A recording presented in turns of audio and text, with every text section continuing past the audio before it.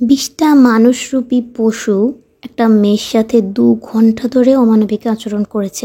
আর সবচেয়ে বড় কথা, সেখানে একটা নারীরূপী প্রাণীও ছিল, যেটাকে আমার নারী বলতেও বাধছে। আর এখন এই অমানবিকতাকে ওরা অন্য দিকে ঘোরানোর প্রক্রিয়া করছে। আসসালামু আলাইকুম, ওয়েলকাম টু আফরোজ ওয়ার্ল্ড। সম্প্রতি একটা ঘটনা ঘটেছে আরজে কর মেডিকেল কলেজ কলকাতায়, যেটা কম বেশি সবাই জানে।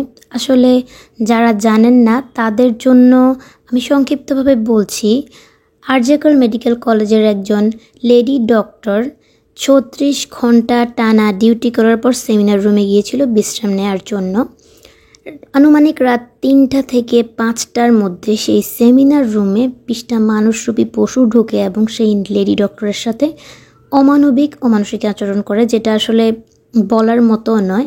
আর কষ্টদায়ক ব্যাপার হচ্ছে, সেখানে একটা নারীরূপী প্রাণীও ছিল সহযোগী, যে প্রাণীটা ওই পুরুষগুলো যে অপকর্মের সাক্ষী ছিল এবং নিজে হেল্প করেছিল ওই পুরুষগুলোকে, যাতে করে অমানবিকতাটা তারা ইচ্ছে মতো আনন্দের সাথে করতে পারে। তো এটা নিয়ে পুঙ্খানুপুঙ্খভাবে একটা ভিডিও অলরেডি গতকালকে আমি করেছিলাম, যার জন্য বিশাল বড় একটা রেস্ট্রিকশনও খেয়েছিলাম বিভিন্ন ঘটনা আমি ক্লিয়ারলি বলার কারণে, বিভিন্ন ওয়ার্ডের কারণে। যদি আপনারা চান সেটা চেক করতে পারেন, আর না হলে অন্যভাবে জেনে নেবেন। এখানে মূল কথা যেটা, আজকে রিসেন্টলি অনেক কিছু জেনেছি, সেটা নিয়ে আজকে আসলে আমি বলার জন্য না বলে পারছিলাম না। গতকাল একটা ভয়েস রেকর্ড প্রকাশ পেয়েছিল, যেখানে একজন লেডি ডক্টর সম্ভবত সেদিন সেমিনার রুমে কি ঘটেছিল ওই লেডি ডক্টরের সাথে, ভিকটিম লেডি ডক্টরের সাথে, সেটা নিয়ে পুঙ্খানুপুঙ্খভাবে একদম ক্লিয়ারলি যা হয়েছিল সব কিছুই উনি বর্ণনা করেছিলেন ওই ভয়েস রেকর্ডের মধ্যে। এবং পরবর্তীতে উনি হুট করে ওনার যে ভয়েস রেকর্ডের শুরুতে নিজের নামটা বলেছিলেন সেটা কেটে দেন। এদিকে রেকর্ডটা কিন্তু রীতিমতো ভাইরাল হয়ে যায়। তো উনি যে নামটা কেটেছিলেন, ওটা কেন কেটেছিলেন, বা অনেকে ধারণা করছে হয়তো বা তিনি তার সেফটির জন্য কেটেছিলেন। আবার অনেকে মন্তব্য করছে যে উনি কিভাবে এত কিছু ক্লিয়ারলি পুঙ্খানুপুঙ্খভাবে জেনেছেন, উনি কি সেখানে ছিলেন, বা উনি কি জানেন কে এই কাজে সম্পৃক্ত ছিল। এটা নিয়ে মূলত অনেক আলোচনা দেখেছিলাম। তবে গতকাল জাস্ট ফেসবুকে কিছু পোস্টে আমি এই আলোচনা দেখেছিলাম। নর্মালি ইউটিউব বা নিউজে কিন্তু আমি এটা নিয়ে কোনো কথাই বলতে দেখিনি। তো জানা যাচ্ছে যে এখানে এই ঘটনাটা ঘটেছিল ৯ আগস্ট, আর আজকে সম্ভবত ১৬ই আগস্ট। মানে এই ঘটনাটা ঘটার প্রায় ৩ থেকে ৪ দিন পর এই ঘটনাটা ভাইরাল হয়, এই ঘটনাটা আলোচনায় আসে। তার মানে প্রথম ৩ থেকে ৪ দিন পুলিশ এই ঘটনাটাকে ধামাচাপা দেওয়ার একদম চেষ্টা করে গেছে। যখন দেখলো যে জুনিয়র ডাক্তাররা প্রোটেস্ট করছে আর থামানো যাচ্ছে না, ঠিক তখন গিয়ে পুলিশ এটাকে সামনে আনলো এবং সিবিআই ধারা এখন তদন্ত হচ্ছে এটার। তবে আমি জানি না এটা ন্যায্য বিচার, সঠিক বিচার হবে কিনা। তো এই যে ২০টা মানুষরূপী পশুই অমানবিকতাটা করেছে, এখানে যে শুধু এই ২০টা পশুই ছিল এরকম না, এই ঘটনাটা কিন্তু প্রি প্ল্যান্ড ছিল, সেটা গত ভিডিওতে আমি উল্লেখ করেছিলাম। তো এই ঘটনাটা ওরা ঘটানোর জন্য কিন্তু আমার মনে হয় প্রচুর সহযোগী ছিল এখানে। সব প্রমাণ লোপাট করার জন্য, ব্যানিশ করার জন্য, কি করতে হবে সব কিছুর জন্য কিন্তু কম সহযোগী ছিল না। তো এই ২০টা পশুকেই যে শুধু শাস্তি দিলে সব কিছু ঠিক হয়ে যাবে এমন না। এই ঘটনার সাথে জড়িত প্রত্যেকটা মানুষরূপী জানোয়ারদেরকে শাস্তি দিতে হবে।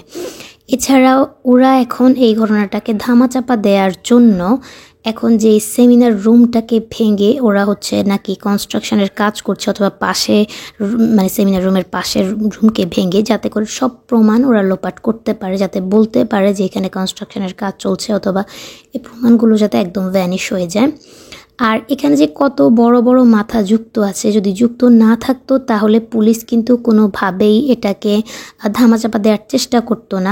পলিটিক্যাল হাত আছে এটার মধ্যে, যতটুকু জানা গেছে। তো প্রথম দিকে তো এই ঘটনাটা একদম ধামাচাপা দেওয়ার চেষ্টা করেছিল, তারপর যখন এটা সামনে আসে, তো এখন ওই পলিটিক্যাল লোকগুলোরই যেই মানুষজন আছে চারিপাশের, ওরা এই ঘটনাটাকে অন্যদিকে ঘোরানোর জন্য টুইটারে বিভিন্ন রকমের উল্টাপাল্টা হ্যাশট্যাগ বা অন্য রকমের কাহিনী করার চেষ্টা করছে, যাতে করে এই ঘটনাটা নিচে পড়ে গিয়ে এই টাইপের অন্যান্য কেসগুলো সামনে আসে।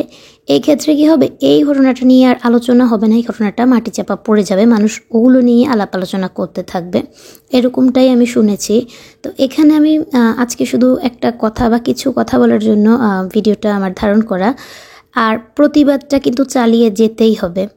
আর প্রতিবাদ যে আমরা করব বা অন্যায়ের বিরুদ্ধে আমরা কিভাবে প্রতিবাদ করব, এই কথাটা হয়তো অনেকেই ভাবতে পারে আমি একজন ছোট মানুষ বা আমার দ্বারা কী বা করা সম্ভব। আমি শুধু বলবো, বাংলাদেশে কিছুদিন আগে একটা ঘটনা ঘটেছিল, সবাই কম বেশি জানে। ছোট্ট একটা ইস্যু নিয়ে আন্দোলন হয়েছিল, সেটা হচ্ছে কোটা সংস্কার। সেটা আমাদের স্বৈরাচারী সরকার কিন্তু মেনে নেননি। তিনি খাটতেরামি করে নিজের জেদ বজায় রেখে স্টুডেন্টদের আওয়াজ দামানোর চেষ্টা করেছিল। পরিবর্তে স্টুডেন্ট সারা বাংলা একত্রিত হয়ে এটা নিয়ে তুমুল পরিমাণে আলোচনা টুইট করেছিল, যার কারণে এটা কিন্তু বহির্বিশ্বে ছড়িয়ে গিয়েছে এবং সারা বিশ্বর প্রায় সব দেশ থেকে এটা নিয়ে নিউজ করা শুরু হয়েছিল স্টুডেন্টদের পক্ষে। স্টুডেন্টরা মারা গেছে, তারা আহত হয়েছে, কিন্তু তারা কিন্তু দমে যায়নি, তাদেরকে কিন্তু দমিয়ে রাখতে পারেনি স্বৈরাচারী সরকার, এবং স্বৈরাচারী সরকারের পদত্যাগ করিয়েই কিন্তু ক্ষান্ত হয়েছিল।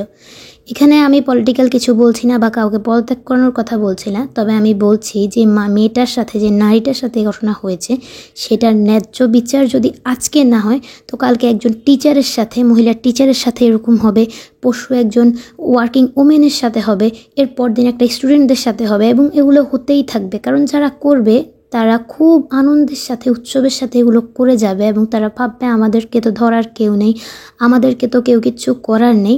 তো এটা কিন্তু টুইট করতে হবে। টুইটারে এই ঘটনাটা যত বেশি টুইট করা যাবে, বহির্বিশ্বে এই সংবাদটা পৌঁছানো যাবে, এটা নিয়ে নিউজ হবে, তত বেশি আমার মনে হয় যে এই প্রোটেস্টটা বা এই আন্দোলনটা বা এই ন্যায়টা কার্যকর হতে পারে। তো এই জন্য আমি সবার কাছে অনুরোধ করব, যারা ঘরে আছেন বা যেই দেশ থেকে দেখছেন, যে যেখানেই আছেন, টুইটারে এই ঘটনাটা, স্পেসিফিক ঘটনাটা লিখে হ্যাশট্যাগ ইউজ করে জাস্টিস ফর, আমি নামটা বলছি না, ওনার নাম, যে লেডি ডক্টরের নাম, তার নাম, justice for doctor, justice for RG Kar medical college, এই টাইপের যে হ্যাশট্যাগুলো ইউজ করা হচ্ছে সেগুলোকে আরও বেশি বেশি করে ফেসবুকে, টুইটারে ইউজ করার চেষ্টা করুন।